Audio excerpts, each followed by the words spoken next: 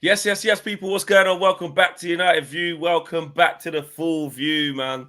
Live here on United View. Shout out to Bradley. Big shout out as always to Kenny and someone else making their debut today. Man like Firms is here. I'm He is on. here. It's been a long time coming, man. Welcome, welcome. Thanks for having me, bro. Thanks for having me. Look, I am a big fan of this show, man. The vibes. It's the best chat. It's the best channel. I tell you that from now. For me, Appreciate that, man. yeah, I'm ready, bro. He's ready. He's ready. If you guys don't know Firms, you can catch his socials. His links to his channels and stuff will be in the video description below. This guy is lyrically gifted, to say the least. Yeah, lyrically gifted for your favorite Man United players, your favorite wins and rivals. This is the guy. So if Arsenal, listen. Anyway, it's coming. But we've got Man United stuff to talk about. We've got to talk about Manchester United. First of all, Bradley, I can see some Denis Law memorabilia there, just over your right shoulder, should I say. Really, really fitting that, Bradley. So that's a really nice touch on a day. Yesterday, when we all got the news that obviously, Denis Law had passed away. Kenny, just a really quick one, actually. Just a really quick one, because I know you've been going Man United for many, many years. And many years. Can we just get a quick something from yourself, just on Denis Law, about what type of player he was and just what he meant to our football club? When we talk about players from the past, I always try to make it relevant to a player of today. Are you with me? And say he was like such a body, or he was like. But what you found with Best, Law, and Charlton, they were unique. And that's what made them the Trinity. And that's why you now have that statue outside that ground. It's because they were unique as footballers. Denis Law was absolutely fantastic. But he was also I use the term one of the lads, and that's not being sexist. He was one of the guys. So he really is, and genuinely is, the type of person and player that when you saw him outside the ground or wherever, everybody knew Denis Law.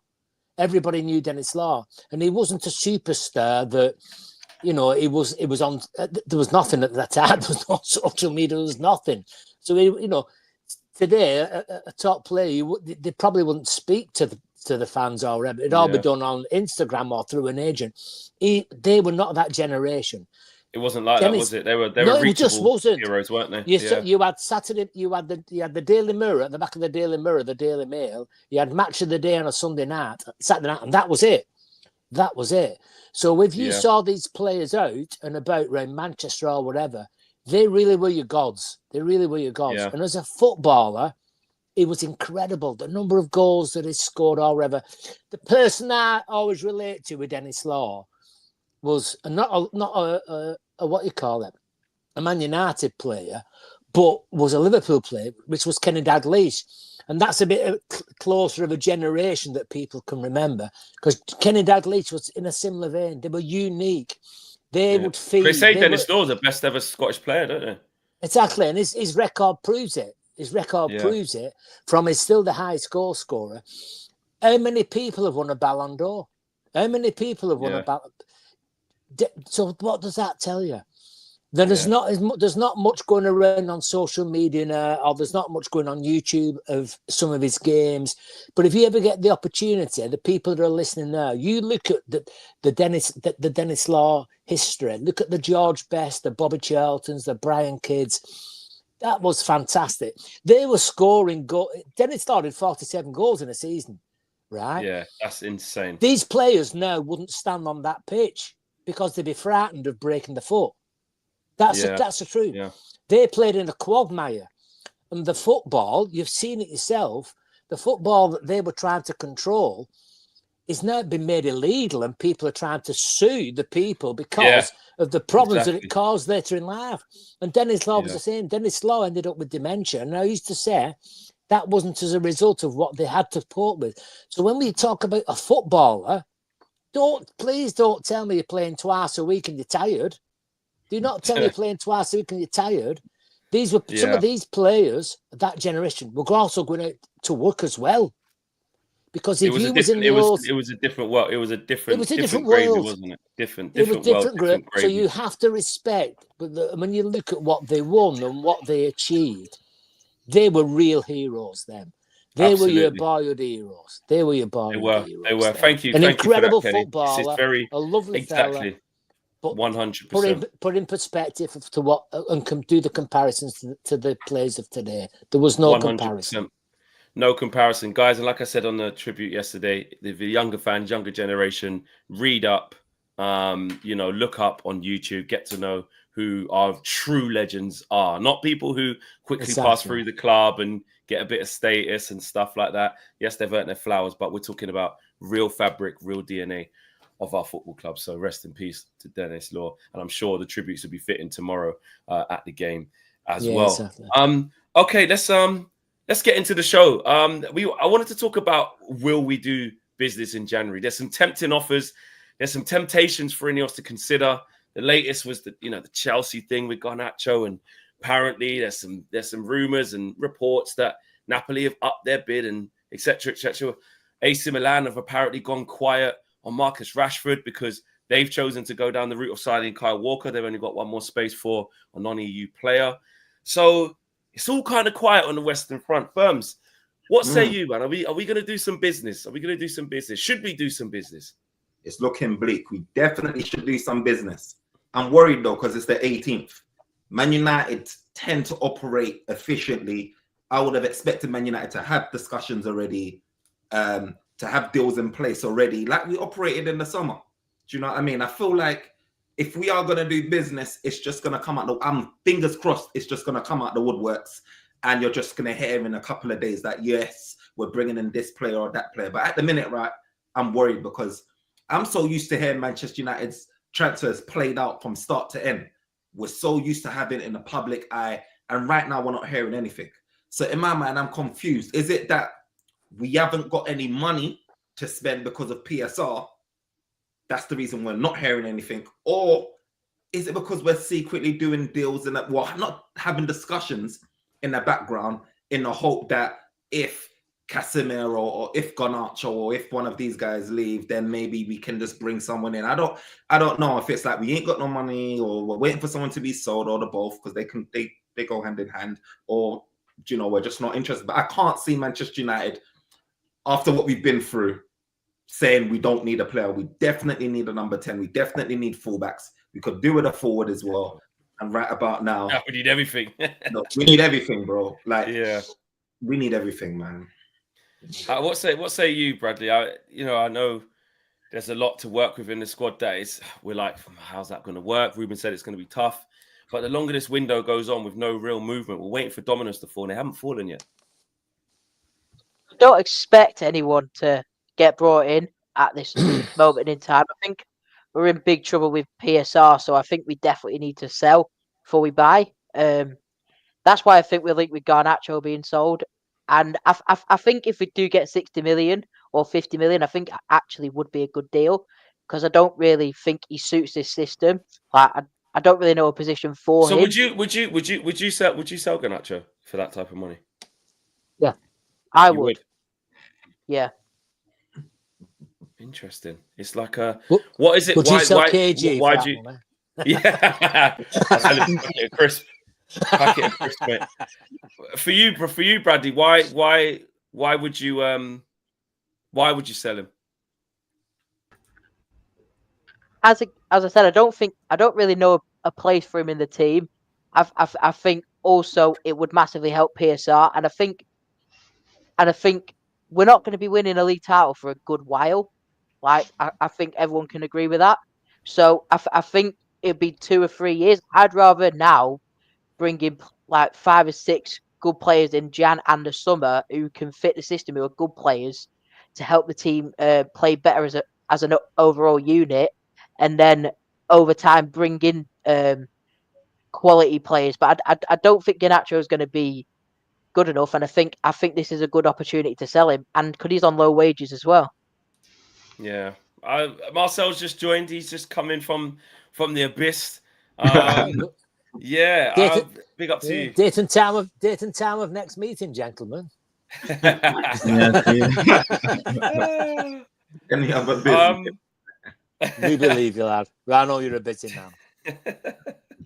What say you, Marcel, on this Garnacho situation? For firstly, big up everyone. Hope everyone's well.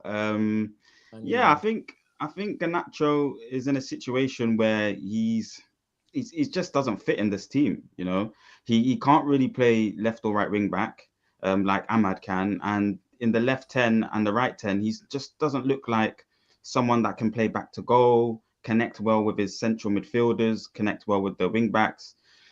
So it's just going to be difficult to see, you know, a great amount of potential there. He looks like a great amount of potential player or high potential player, but strictly as a left winger for me, not even as a right winger. I don't see him reaching the heights or that we can all imagine him playing at, for example, Real Madrid as a right winger. It's most likely going to be a left winger. So I think, you know, there's an opportunity to sell him and use the money, hopefully, because we don't even know if Ineos will actually use the money in the right way. But hopefully they can strengthen, you know, the wing back areas as a priority, the 10 area or the 8. But the money could be better used elsewhere than having Garnacho in the team, I think, right now. Yeah, I mean, what do you say, Kenny? Because you know you got to wait for young players to flourish. He's only 20. He is getting goals. He is getting contributions. But some people can look at him and say they just don't see it. Let's look at it from Ineos's point of view. Ineos come in, and they understand that the structure behind the actual team or the support structure wasn't right. So what their priority was at the time was to put a structure in place so that moving forward, you had a director of football, you had technical directors, you had sporting this, you had people that were sports scientists. So all that support mechanism was behind. They then came in and they saw the last 4 or 5 signings. Anthony, how much? 70 million? But roughly, right? Roughly, give or take 10 million. Anthony, failed. Mount, failed. Sancho, failed. Do you see where I'm coming from? So I'm Ineos now. I'm Ineos now. I am paying. And you as football fans, paying your money, or you are paying for our mismanagement of the recent past. You are paying for it.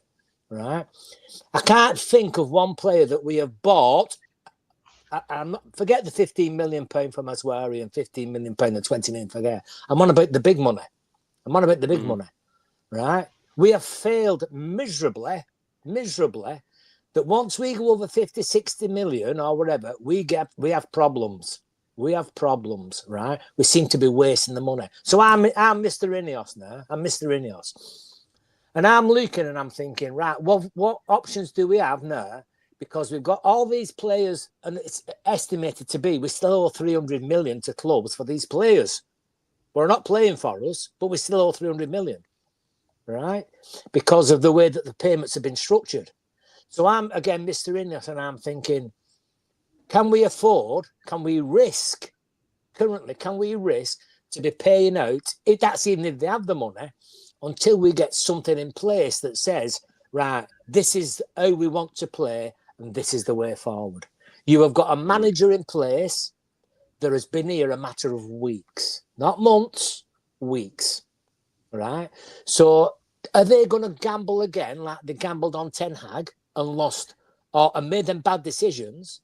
Or are they going to say, right, let's see how we get to the end of the season. Let's get to the end of the season. What have we got in place and what are our priorities?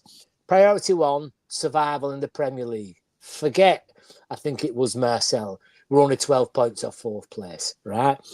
At 81 minutes the other night, we was in a relegation battle. We were in a relegation battle at 81 minutes, correct? Right. Yeah. So from their point of view, Ineos, it's not ours as fans. We'll go by everybody else. It's not our money.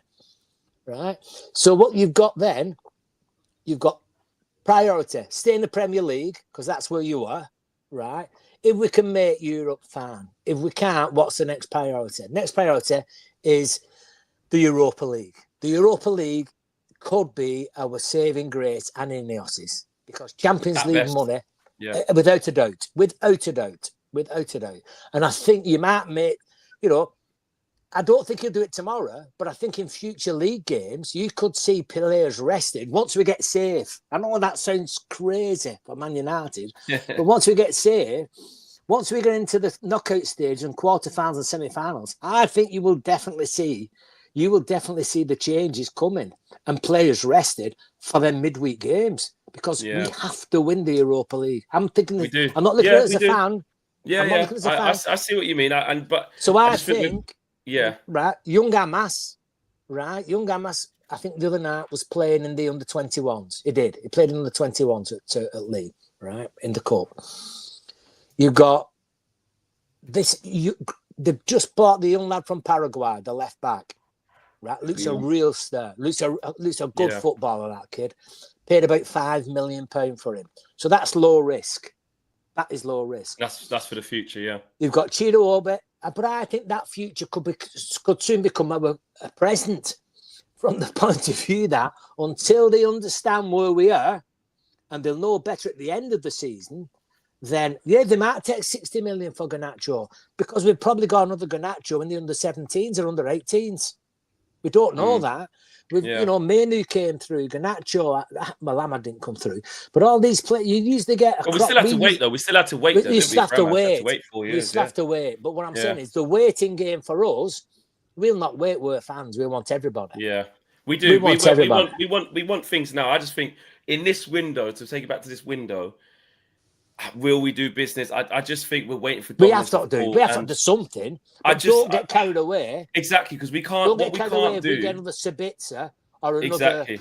No, what we can't do is try and we can't do is sort of spend money now out of panic to just like get something. That's what we've done before. Exactly. Firms, what do you think in terms of the type of sorry, go on, Bradley, and then I'll come to Firms. Go on, Bradley.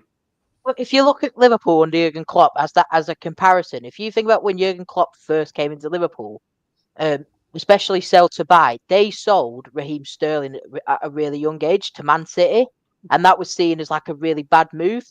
But if you look at the rewards from that, they managed to bring in 6 or 7 really, really good players and build a really good core together. And then when they had someone like a Coutinho, who they brought in, they ended up selling him for 130 million and then bringing in some star quality.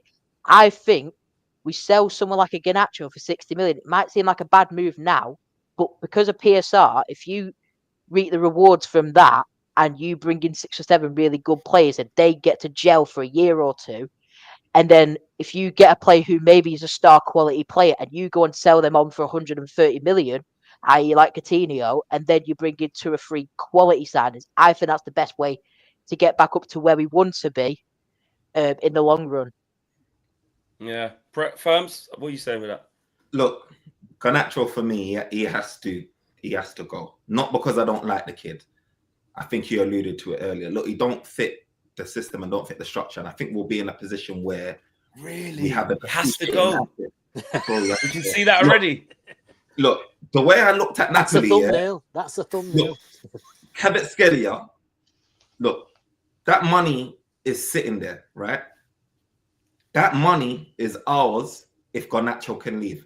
And I was worried before when we talked about selling like assets and all of these things, because like you said, Kenny, I don't think like Manchester United spent well. Like, I don't think many of us fans, since even Fergie left, can all agree unanimously on a player that is ready for the now and future, that we all love. Do you know what I mean? Like, you can see like it's Chelsea, Palmer's there. You can see Liverpool. You've got Konate. You got Salah. You can go through all the teams and you can pick out a few players. Manchester United. We've got Ahmad now.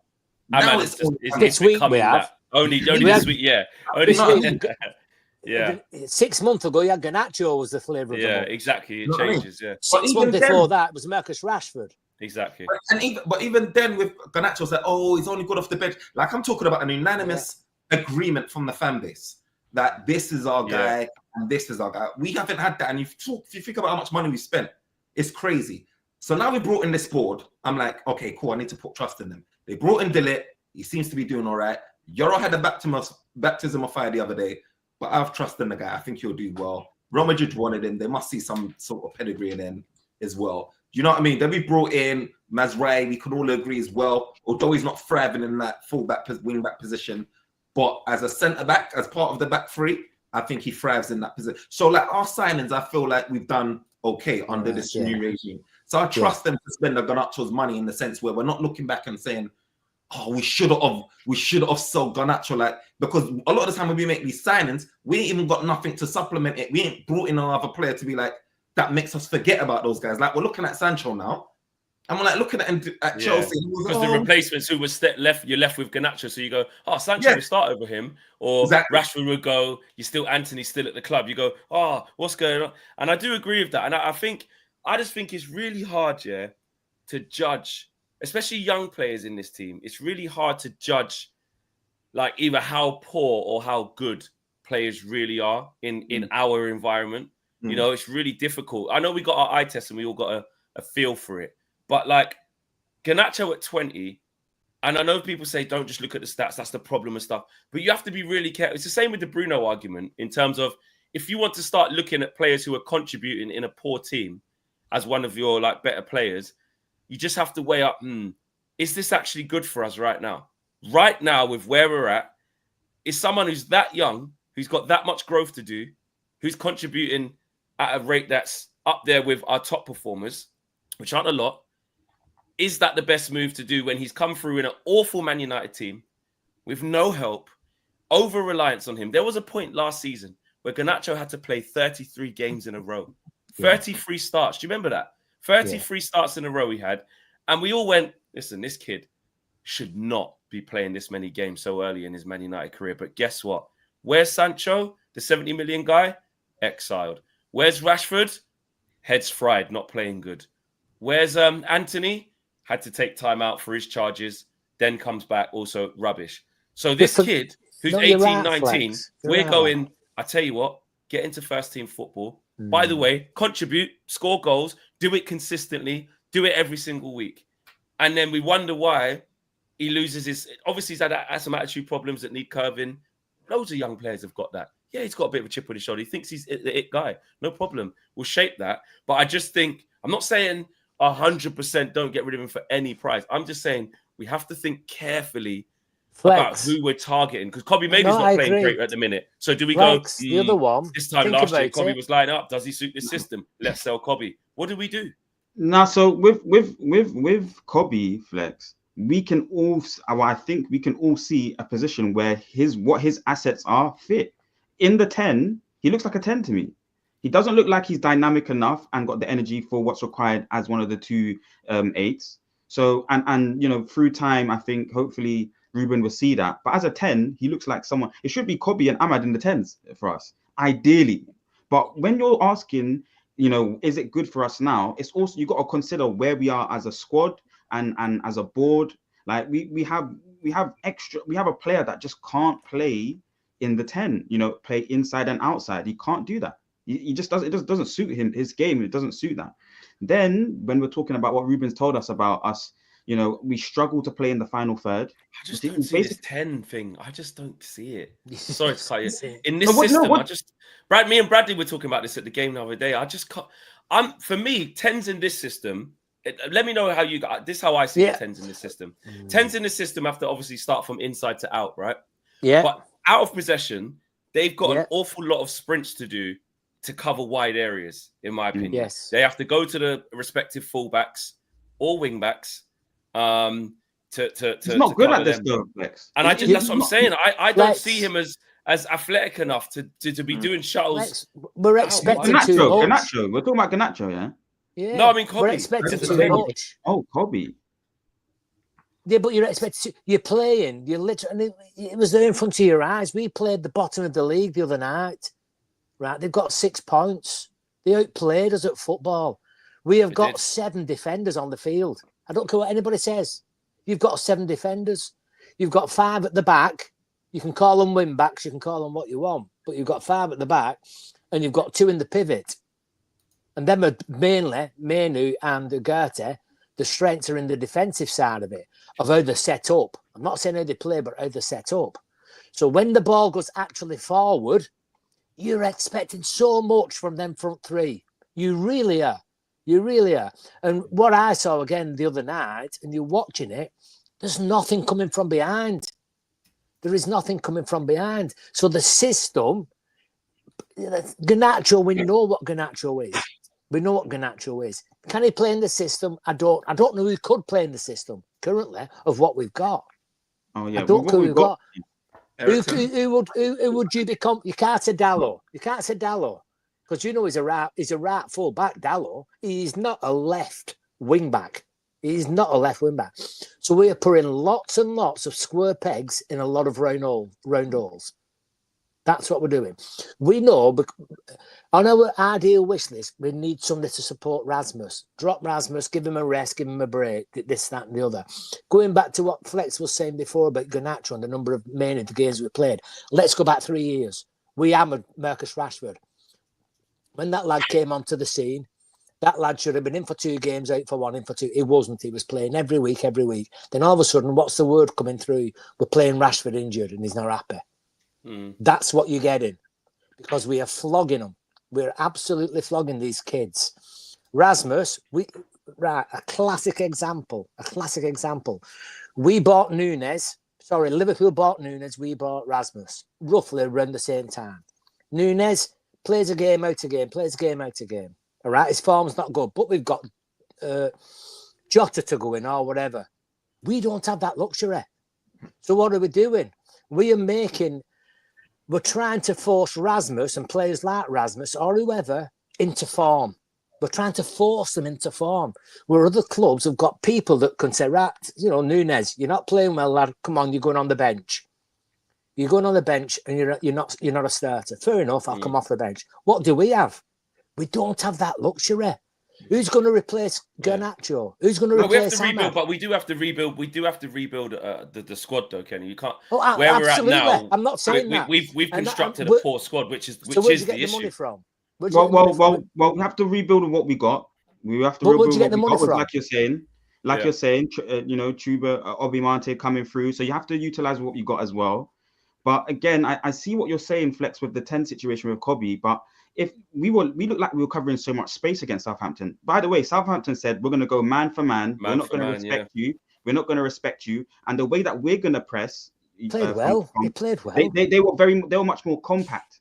So the way we had the 2 8s playing, it was so much more open. And when they were doing their build up, I just feel like the front 3 weren't connected well enough. No. Kobe playing a lot of games in the 10 could maybe get a better partnership with his front 3, be more compact like how Southampton were doing. They basically had their whole, their midfield line and their forward line in our half, from the beginning of the game. We weren't doing that. We were automatically playing football from, okay, we're going to play the mid-block football because we're happy to do the 70-yard, 60-yard sprints in the transition. We're more comfortable from that standpoint. So our pressing from the front was poor. It's a spacing issue. Ruben talks about, the lack of trainings that we've had together as a team. It's all these little details. While a team like Southampton can kind of run through our team, we don't have the quality of players and characteristics of players. The back 3 were really struggling to play through the lines, and as more time goes on playing this kind of system, you ideally want them protecting our half of the pitch and them staying on the halfway line, threading balls into the wing backs, threading balls into the 10s, which is like a difficult position to play. In this system, because your job and your task is to pin the defensive line back, but also be comfortable enough of seeing the opposition's 8s drift away from you into the opponent's half and deal with that space between the lines. So you're answering your own questions. Because I've asked the question: where'd you get your money from?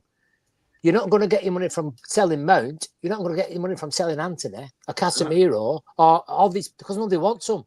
For whatever reason, nobody wants them. So where'd you get your money from? Sadly, it's young Garnacho. Garnacho is the out. He's the out game for. It's not sadly for me. I'm not saying it's right. I just think PSR. I don't say it's right. Trying to get the money. What we can't underestimate is getting rid of the players who are not meant to be here on the big wages. So if you do get rid of Anthony, if you do get rid of Casemiro, if you do get what's his name off the books? Ericsson, Mason Mount, Ericsson, Luke Shaw. We can buy them players then. We can buy them players. So it doesn't necessarily always have to be. Essentially, let's think of it this way. We've just got rid of Scott McTominay, which is PSR, full profit, if you really want to call it that, which it is. Marcus Rashford's going to be the next one, let's be honest, in the summer, let's say. So it doesn't necessarily have to be Garnacho like right now. I just feel like... But if you want anybody, do you think that if you want anybody, where are they going to get the money from? That's the only thing I'm saying. Do you feel Rashford what? What you think is, do you think Rashford is willing to wait till the summer to move?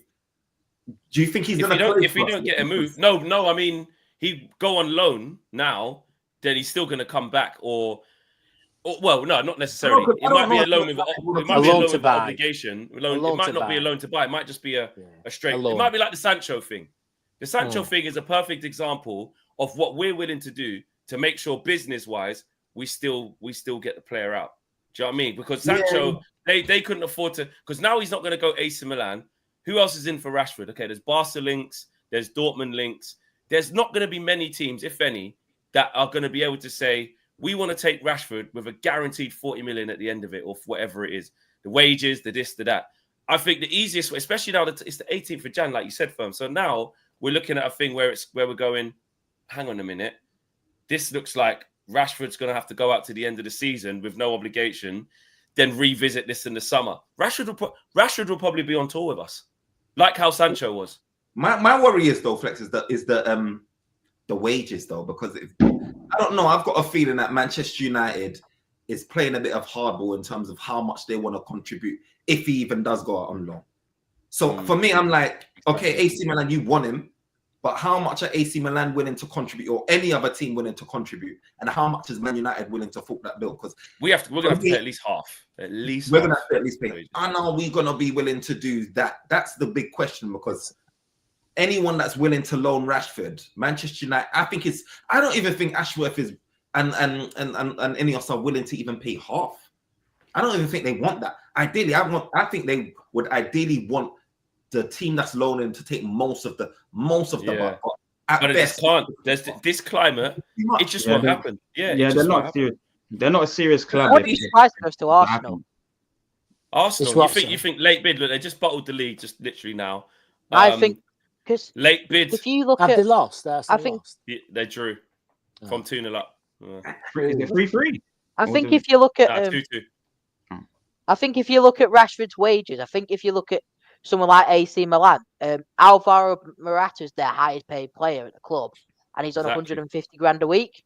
So and Italy are known for not paying players big wages. I think if you look at Arsenal, I think they might look at how they did with Havertz, try and save his career, and Havertz is on 265 grand a week at Arsenal. So I think Arsenal have shown that they actually can pay those big wages. And I think if let's say they come in with a £25 million bid, would Man United really turn that down? A what bid? At this minute, 25 million. Yeah, they've got to do. You couldn't not sell him for that. That is embarrassing. Profit as well. They will have to try and get. I think that ideally they want at least 40 for him. At least 50. Are they going to get that? Around 50? Anything around 50, you'd sell any of them. They could get 40 in the right conditions in the summer, But do you know what? We might sell him for 40 million on the price. But let's say Rashford agrees terms. He's not. I don't think he's the kind of player that's going to drop his wages.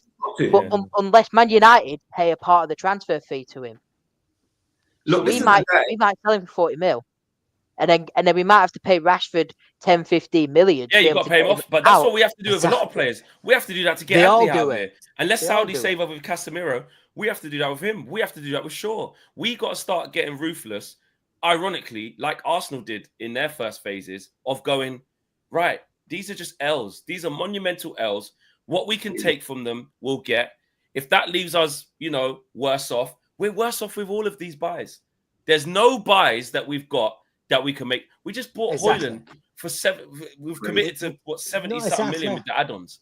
We're reaping what we've sold. Are we ever going to sell Rasmus Højlund for more than 70 million? No. We're reaping Are we what ever we've going to sell Casemiro for more than 70 million? No. Are we ever going to sell Mason Mount for more than 60 million? No. Are we ever going to sell Anthony for more than 80 million? No. So all of the players that we've got are like high depreciative assets that have just decayed over time. So now we just have to go, right, Yeah, we just have to go. Millstones right. You know what?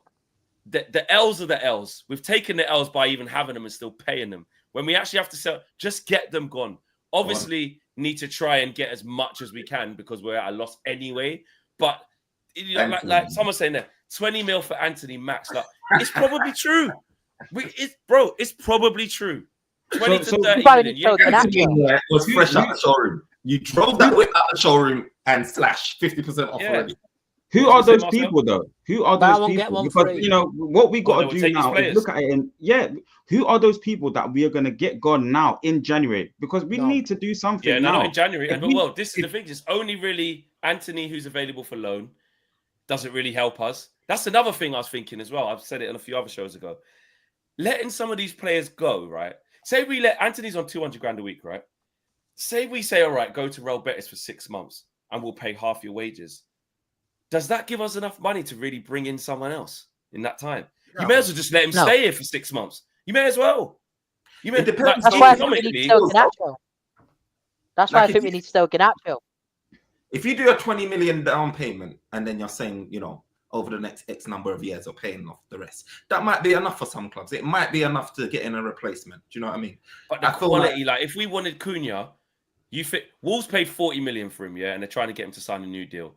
If we wanted Matheus Cunha tomorrow, we'd probably have to pay. Let's be real. Wolves are fighting to stay in the league. 80 million. They're going to charge 80 million. Yeah. 80 million. So if letting go of Marcus Rashford on loan enough for us to finance an 80 million deal? No, it's not. Is selling Garnacho for 50 million? Is that enough for us to finance an 80 million deal? Yeah. No, it's not. Potentially. Yeah. Potentially. And if you structure down payment, structure the deal. I would potentially. I would spend 8 million. And then you have to be smart about the group of players that fit that category that you're talking about, Flex. How many of those that are available in January as well? Yeah, but within our squad that are available to go at the cut price, you know, that we're paying 50%, but we're gaining 50% back in terms of their wages. There's not just Rashford. It's got to be a group. It's got to be a Rashford, Cass, and Eriksen coupled up together. You know, we're paying 40% of all their wages, but that 60% that we're getting back over the course of a year, they got to project that over the course of however long. That will bring us 20, 30 million. No, right now in January, we're not going to get any money for Rashford. Like, it's only going to be a loan. That's why the focus, right, is on Garnacho. I know fans are listening thinking, how can you sell him? He's only young, 19, 20. The reason why is because he's our only asset that we can sell now that can bring in money and real money when we make a change. I just don't know. And that's what scares me, firms. Like, that's what makes me think is that if you're trying to do that now in January, can you guarantee that Man United could sell Garnacho now and get somebody better than him now in January? I'm not so sure. Yes, Tyler Dibbling. Tyler Dibbling. How much is Tyler Dibbling going to cost you? 25 million, I reckon. 25, 30 million. They already laughed at that. I think he'll cost about 40 plus. But that's he's got a year left on his contract. He's got after this January, he's got a year left on his contract. And he don't want to sign a new one, did he? Yeah, he didn't want to sign. So a big club will come in for him. A big club. Southampton players normally stay down. Jason Wilcox will have something over that deal. Jason Wilcox will have a say.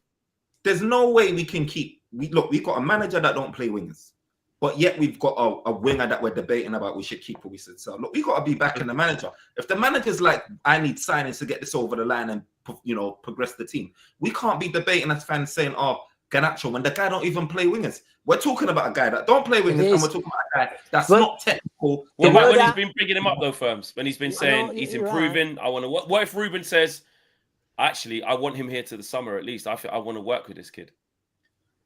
Listen. That might be his instructions from Ineos, but he's got to say that about every single player at the football club. He needs warriors. He needs committed, hungry footballers to produce performances for him. So, let's go back. So for me, he's gonna be trying to speak and he's very charismatic and articulates himself well. So he's gonna be trying to speak to the fans to encourage that level of Garnacho in an articulate way, and he's gonna be trying to explain to us what he wants in that position, the characteristics of the player in certain positions. So. That I think that's gonna transition. Jim Ratcliffe playing in 10 roles. You can't have that. It doesn't make sense. That's why Garnacho needs to leave. Yeah, but so Jim Ratcliffe said when he took over, I want Manchester United playing attacking football. Correct. They say, I want to come to this ground and to be excited and this, that, and the other. The word on the ground on Wednesday, was it Wednesday night when we played? The people around me, this is like watching Louis van Gaal's team. That's what they said. This is like watching Louis van Gaal's team. If you start getting rid of Garnacho, right, and that type of player, right, then you are going to be starting to watch Louis van Gaal football. You're not watching the old 4-2-4 football. There's no more Giggses and Beckhams and Ronaldos and this, that, and the other coming through, because you're completely changing the way that we are structured around the football. I like Amran. I do like him, right? And I think that, like you said, I really, really hope that we all get behind him. But I'm not naive. I'm not naive to think that there's got to be some sacrifices. And that sacrifice might be that I go and pay and watch that team and it ain't as exciting as it used to be because of the way that he wants to play and with the players that we've got. Player profiles, Kenny. Player profiles. It's style of football. It's style of play. It's style of play. I don't think it is. A high line against us, you know. It's not even like to say we leaning on the excuse of, oh, you know, the opposition are beating a low block. Southampton played a high line against us. They pinned us in our box for good proportions of those games. We couldn't get out. We was at home. There was nothing. We was at home. There was nothing exciting about what I watched until the 82nd minute. Like, let's not. It was poor. And that's what I'm saying. That's the point I'm making. You start selling your Garnachos and these people, that's what you're going to be left with. But it was only in the game. The Garnachos and these people were in the game. So that doesn't make no sense. It's about the player profiles. These humans, they can't attack in a certain way to sustain and give what Ten Hag was saying before, control and all these kind of things. They can't do it. They can't retain the ball in the opposition half. Ole was trying to do this. Ole was talking about in the overlap taking the next step. You know, so the way that we need to think as a squad and the way that we need to play as a squad needs to improve. You know, the mentality of these players. Marcel, you're talking there, right? All right. Look at the back four. Look at your back three. World Cup winners. The World Cup winner at the back. How'd you get a better football than a World Cup winner? But then there's some things that we see in him, Ken, with Martinez. We've said that. We've said that. But the point I'm making is the type of profile we need for what we were trying to do. Is he dominant enough? Is he powerful enough? Is he quick enough? That's somewhere where you could look for another upgrade for Amrin as well. He doesn't probably want a centre back like that. You're bringing De Ligt in or whatever. There's elite. As a young lad, he was 18. He was captain of Ajax. Do you see where I'm coming from? The players that you're bringing in, when we buy them, they're good players. Mason Mount, international.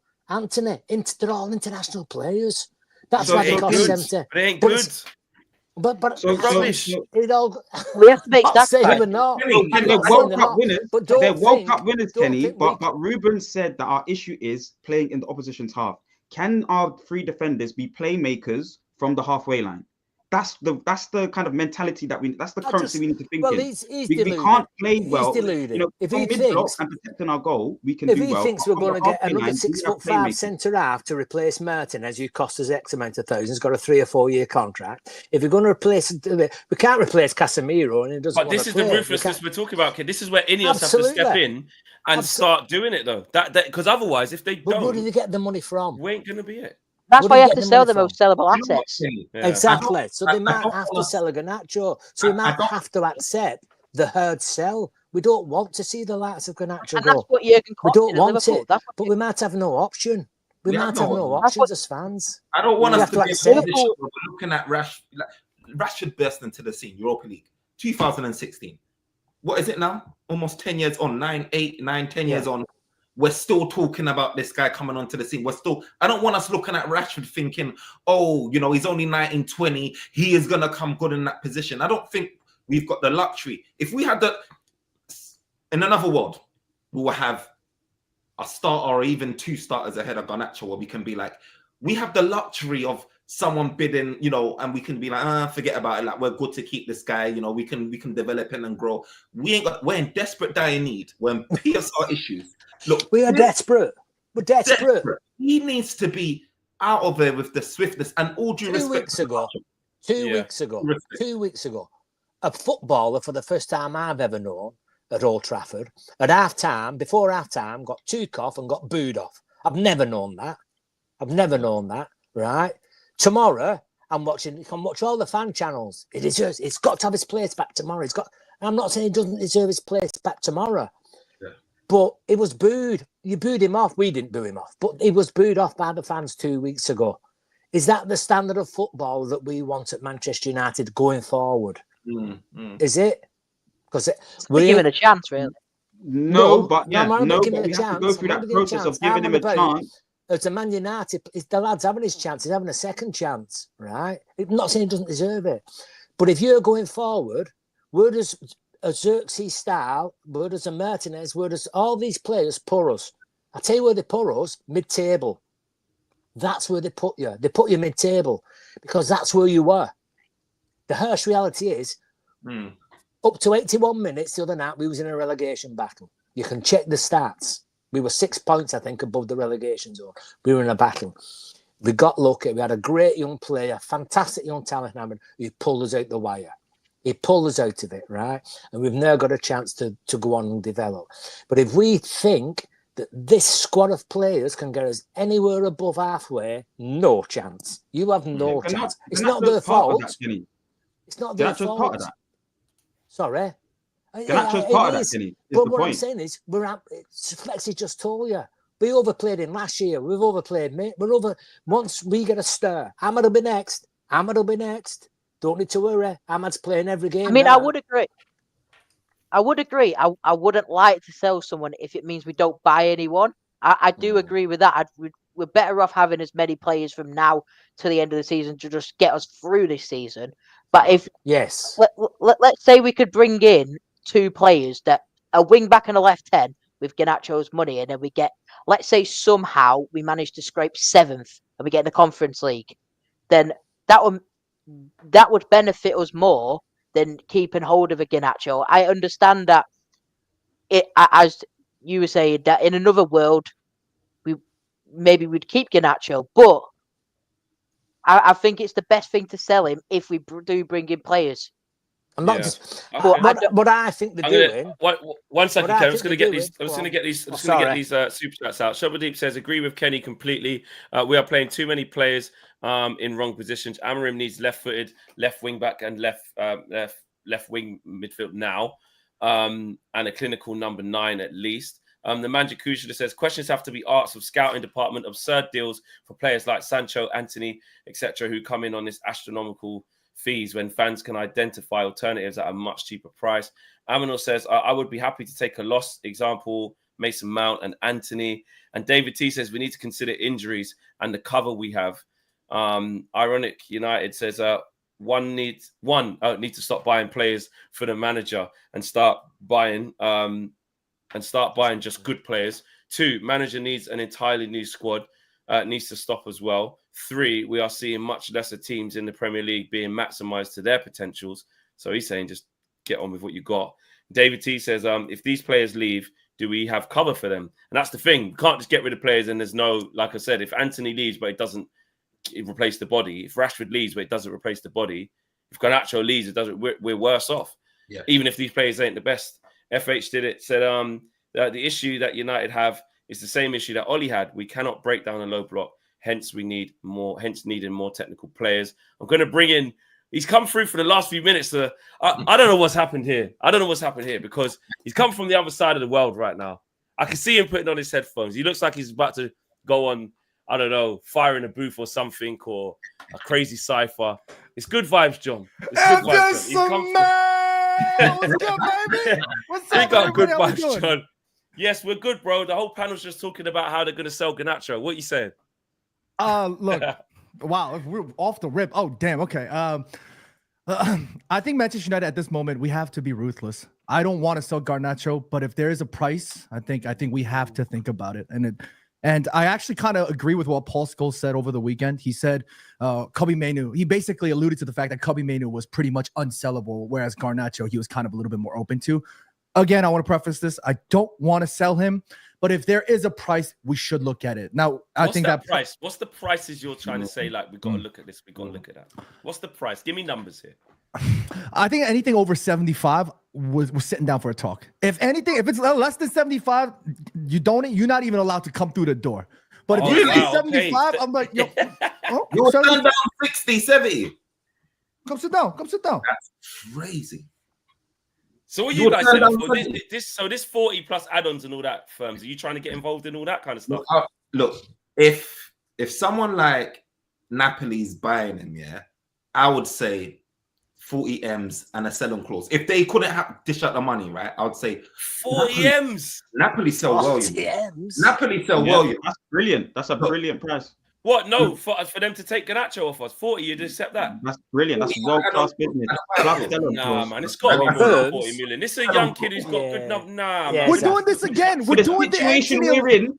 Yeah, that's brilliant business. That's brilliant business. Marcel, hell no. 60 no way. mil. 60. You know what's going to happen? I'll tell you what's going to happen. 60. In 2 years' time, we're going to be looking at a depreciating asset. And we're going to be like, damn, I should have taken that first offer. Like, we do this all the time. We're going to be in a position. Well, we got Garnacho for free, yeah? Not for free, but I have a match. 17 million, right? Yeah. Basically, not. He's a youth. He come through the youth from Atletico, so he's basically free, yeah? Like do you think that we won't be able to sell someone like Garnacho for like 40 mil, like this time next year as well? You don't think? Is there more chance of? Is it? That's what I mean. Like, do you think is 40 mil something that's only going to go down from him at 20, or is it something that's going to go up? It's going to go up. But he's not going to. Why are we worried about that? Why are we so emotional about that? Our process requires a world-class 10, a world-class left wing back. He's not one of those. We need to fuel our process, and he's fuel for that process. Within what I'm seeing within the squad right now, that's an asset that just won't fit and take us to this level in a 10. Won't take us to. He doesn't want to play fullback like Ahmad and is not capable of doing it. So he's not useful to the squad properly. And throughout all his tenure right now, he hasn't been producing to the first, second, third position level. He's young and we don't even have the time to give him. There's too many players, by the way, Flex. We've got surely there's players before him that we need to give time to. We've got too many players. Ahmad that we need to give time to. There's too many. I need some now players. Which 10? Right. So which 10? He's up there with the goal involvements for the time since he's been playing, for how young he is. Like, he's been contributing. No, but I need a now player that's contributing highly within the league structure. Marcel, you keep talking about the 210s. I'm asking you, which 210s do you want us to buy? Which 210s? If you had the choice of any in the Premier League, which two would you buy? Cunha's in the Prem. Morgan Gibbs-White is in the Prem for Forest, Nottingham Forest. They bought him for 40. How much are they going to charge us? Exactly. That's the point I'm making. It's all good saying these are 80 million pound players. Eze, same thing. How much are they going to charge? If you can do 20 million free time, but it's in installments, across 3 years, 60 million, 20, 20. Or if you want your 80 to 20, that's how the Premier League works now. So there's a way. Marcel, we scout better. Would they be playing for them teams? Would they be playing for them teams if they were elite? Are them that much better than what we've got? I don't think. Manchester United Football Club always used to buy within the league of players. Andy Cole, Rooney.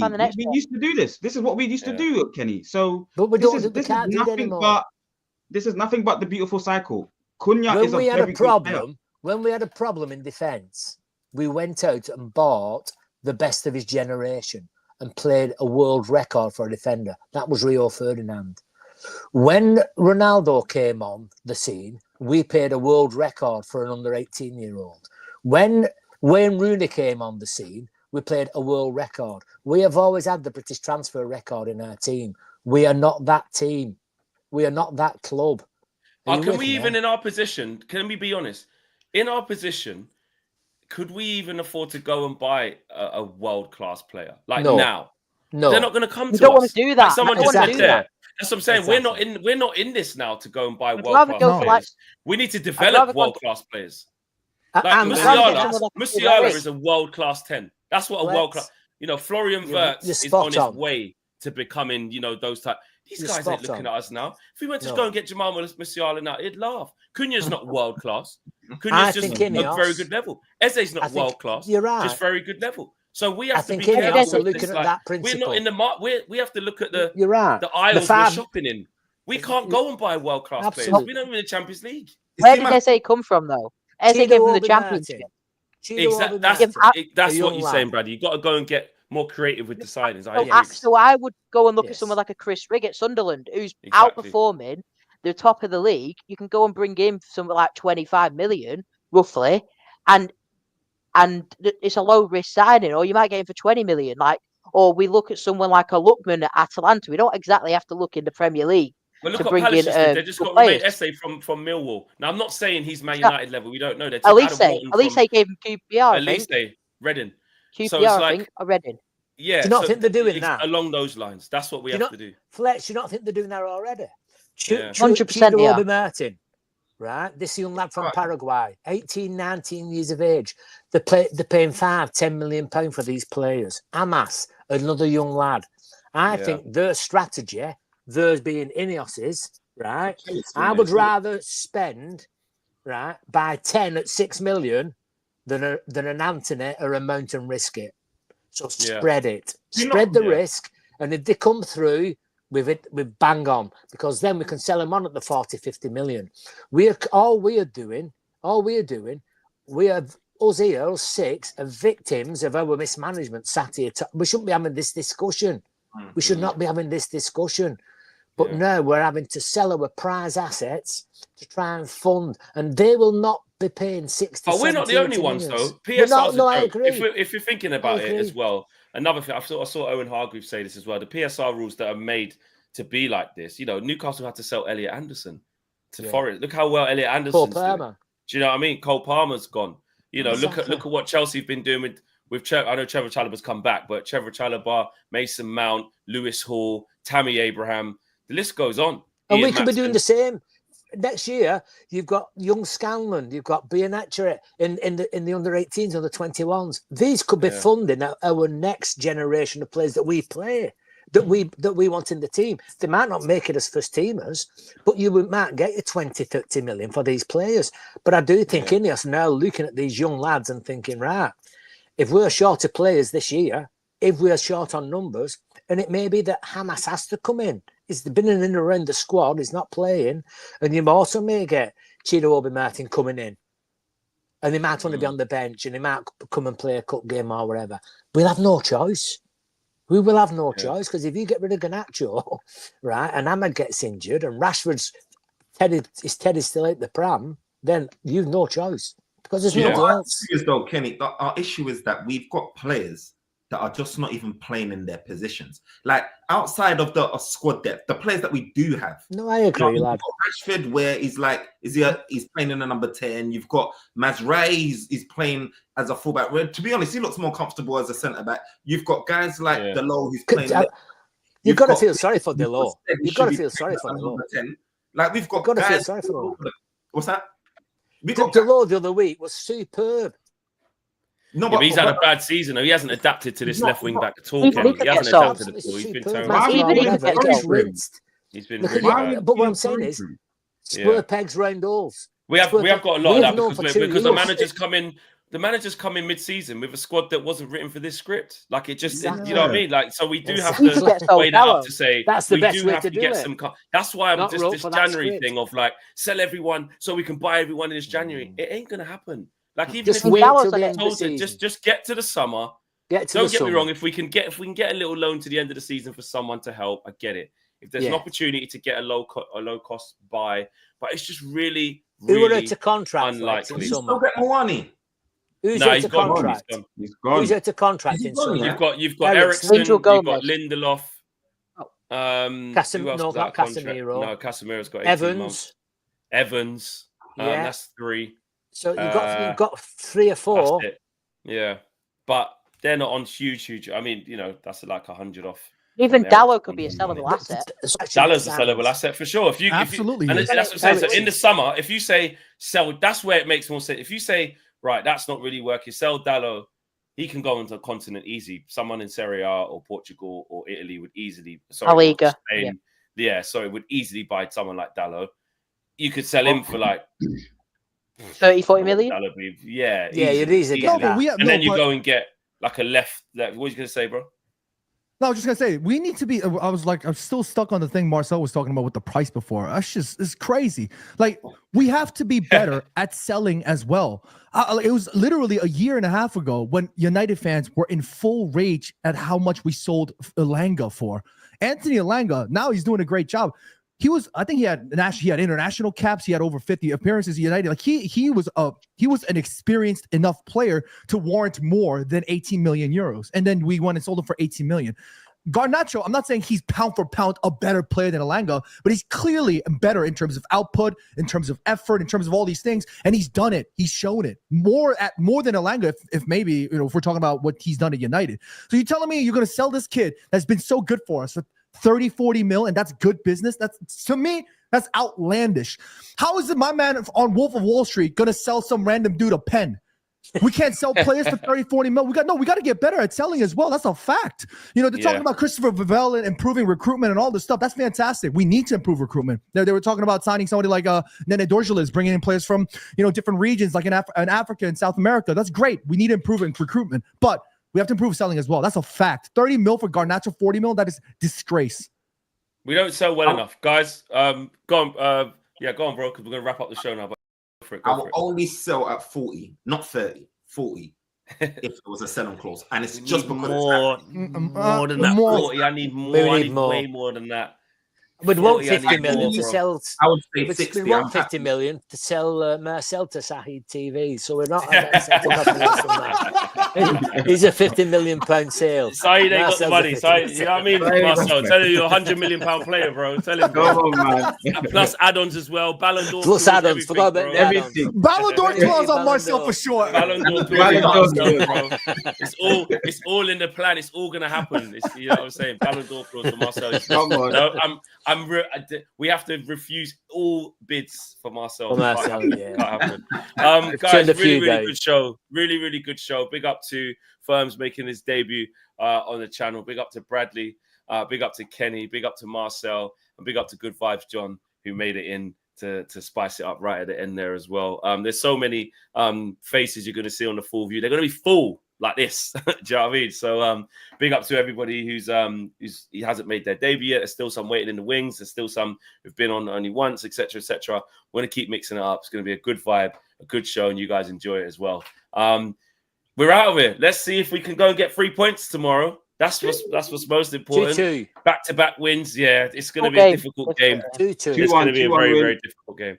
2-2. Yeah, actually, let's just really quickly give you predictions. Firms, what are you going with tomorrow? 1-1. Bradley? 2-2, like Kenny. 2-2. Kenny 2-2. Yeah. Marcel? 3-1. Win? United. 3-9, of course, win. Okay, all right. I can't see that, but okay. John? I'll put the Ballon d'Or close on my ass. 4-1. All right. I don't know. I said to Owen, I'm going to go positive with a 2-1 or 3-2 or something, but I don't know, man. I ain't feeling one Premier League win. What in the last 5 Premier? Is it one win in the last 5 Premier League games? It's terrible. Bro. Yeah, I'd say so. Yeah. Brighton have only lost 5 games all season. Brighton solid outfit. Really good football inside. Draw specialist. Pedro. Believer in midfield, physical, running around of it. Mate, I don't even want to go long. But we got to believe. Ahmad, come on, we got to believe. We're out of here, guys. Take care. See you later. Peace.